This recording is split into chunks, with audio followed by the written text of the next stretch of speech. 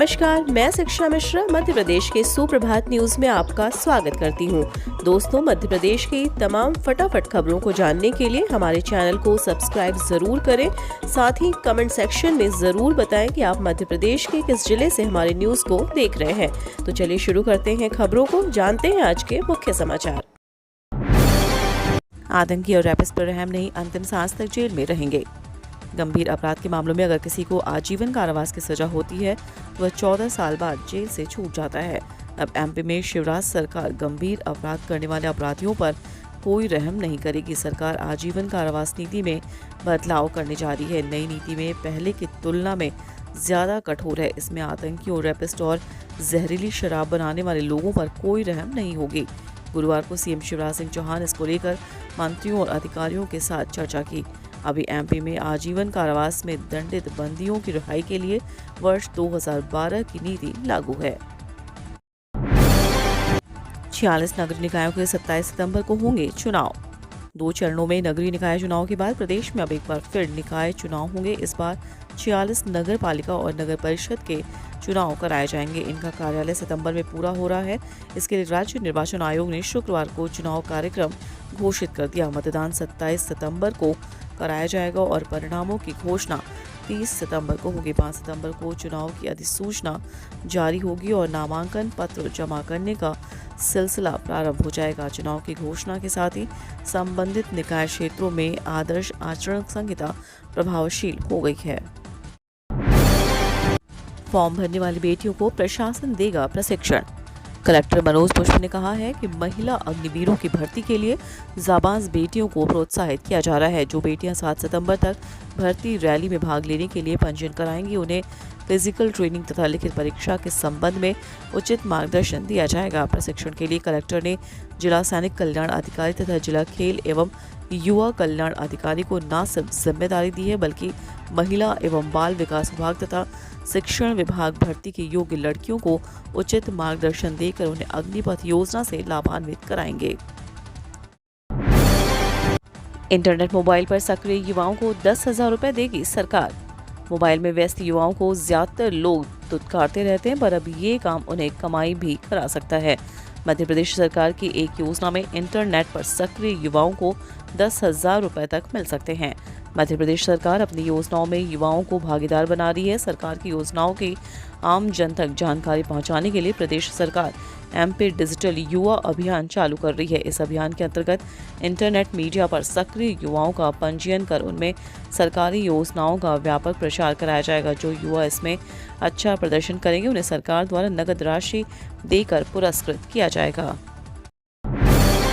Hi tech होंगे MP के किसान, कृषि मंत्री कमल पटेल दे रहे हैं ड्रोन खेती को बढ़ावा। भारत की अर्थव्यवस्था को मजबूत बनाने में भी कृषि का बहुत ही अहम योगदान है। मध्य प्रदेश में किसानों को लेकर शिवराज सरकार लगातार ही नई योजनाओं के साथ किसान को मजबूत बनाने में जुटी हुई है। वहीं हरदा से विधायक और मध्य प्रदेश के कृषि मंत्री कमल पटेल किसानों को आगे बढ़ाने के लिए निरंतर ही प्रयास कर रहे हैं। मध्य प्रदेश में बगैर अनुमति या स्वीकृति से अधिक भवन निर्माण पर कार्रवाई के निर्देश। मध्य प्रदेश में बगैर अनुमति या स्वीकृति से अधिक भवन निर्माण पर सख्ती से कार्रवाई की जाएगी।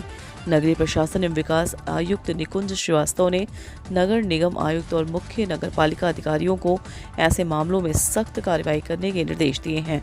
उन्होंने निकाय क्षेत्र के अंतर्गत भवन निर्माण अनुज्ञा स्वीकृत मानचित्र के विपरीत या अनुज्ञा के बगैर ही निर्माणाधीन बहुमंजिला एवं ऊंचे भवनों को 20 सितंबर तक चिन्हित कर रिपोर्ट मांगी है। सरकारी योजनाओं में युवाओं के साथ भागीदारी बनाएगी मध्य प्रदेश की शिवराज सरकार। मध्य प्रदेश सरकार केंद्र राज्य की हितग्राही मूलक योजनाओं को जन जन तक पहुंचाने के लिए अब युवाओं को भागीदार बनाएगी। इसके लिए इंटरनेट मीडिया पर सक्रिय युवाओं का पंजीयन कर उनसे योजनाओं का प्रचार कराया जाएगा। पंजीयन 31 अक्टूबर तक होगा और प्रत्येक जिले में जो युवा अच्छा प्रदर्शन करेंगे उन्हें पुरस्कृत किया जाएगा। इसके लिए सरकार ने एमपी डिजिटल युवा अभियान प्रारंभ किया है। विधानसभा चुनाव के लिए भाजपा और कांग्रेस की मैदानी तैयारियां तेज। अगले साल मध्य प्रदेश में होने वाले विधानसभा चुनाव के लिए भाजपा और कांग्रेस ने मैदानी तैयारियां तेज कर दी हैं।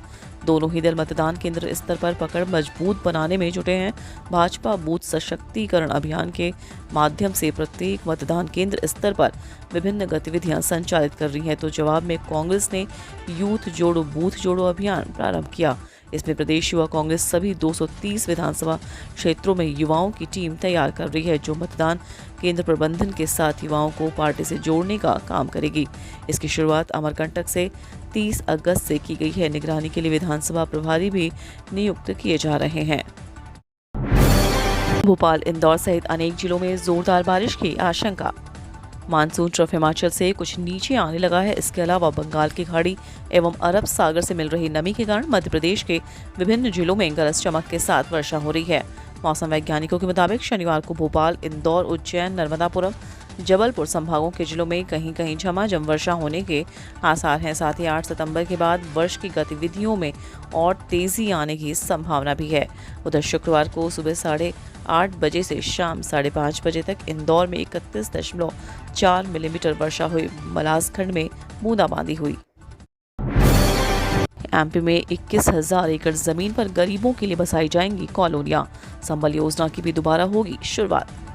मध्य प्रदेश के मुख्यमंत्री शिवराज सिंह चौहान ने इंदौर में 21,000 एकड़ जमीन पर सूरज कॉलोनी बनाने की घोषणा की।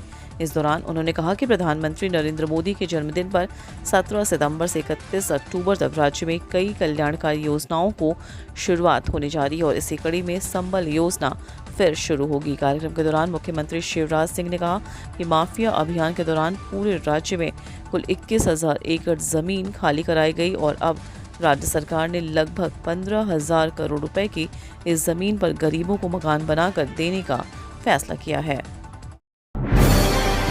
यूपी की तर्ज पर अब मध्य प्रदेश में भी बूथ स्तर पर धार्मिक स्थलों की जानकारी होगी एकत्र। मध्य प्रदेश में विधानसभा चुनाव 2023 के लिए राजनीतिक पार्टियां सक्रिय हो गई हैं। इसके लिए अलग अलग अभियान चलाए जा रहे हैं। इसी क्रम में भाजपा यूपी की तर्ज पर ही एमपी में बूथ स्तर पर मंदिर, मस्जिद, गुरुद्वारा, चर्च से जुड़े हर बारीक एकत्र कर रही है। साथ ही धार्मिक आयोजन के कर्ता धर्ता किस राजनीतिक दल को सपोर्ट करते हैं, उनके आंकड़े भी तैयार किए जा रहे हैं। आलाकमान ने इसकी जिम्मेदारी विधायकों और सांसदों को दी है। कारम बांध का निर्माण, राहत बचाव का खर्च भी वसूलेगी मध्य प्रदेश सरकार। धार जिले के कारम बांध की पाल का निर्माण अक्टूबर अंत से फिर शुरू किया जाएगा। जल संसाधन विभाग ने बांध से कैनाल बनाकर पानी बहाए जाने से 15 करोड़ रुपए का नुकसान का अनुमान लगाया है। इसकी भरपाई बांध का निर्माण कर रही सारथी कंपनी को ही करनी पड़ेगी। उसे अगले साल तक बांध बनाना होगा। हालांकि कंपनी को अब दूसरे काम नहीं दिए जाएंगे। सतर्कता बरतते हुए सरकार ने खरगोन और धार जिले के 18 गाँवों को खाली कराया और बाईपास चैनल बनाकर 14 अगस्त को पानी खाली किया। इस कंपनी से राहत और बचाव का पूरा खर्च भी सरकार वसूलेगी। किसानों के लिए खुशखबरी, सितंबर में आएगी 12वीं किश्त।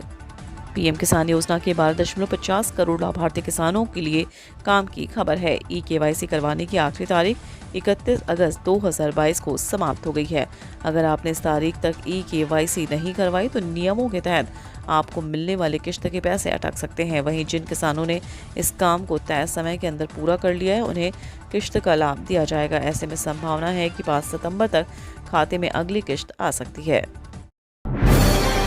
15 सितंबर तक सुभाष नगर अंडरब्रिज से जिंसी धर्मकांटा तक मार्ग बंद।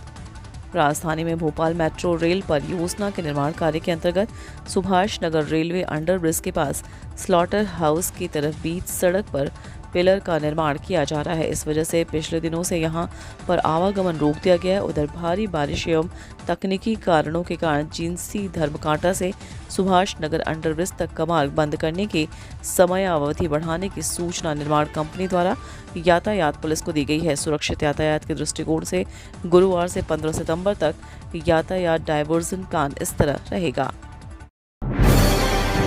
3068 पदों पर होगी उम्मीदवारों की नियुक्ति।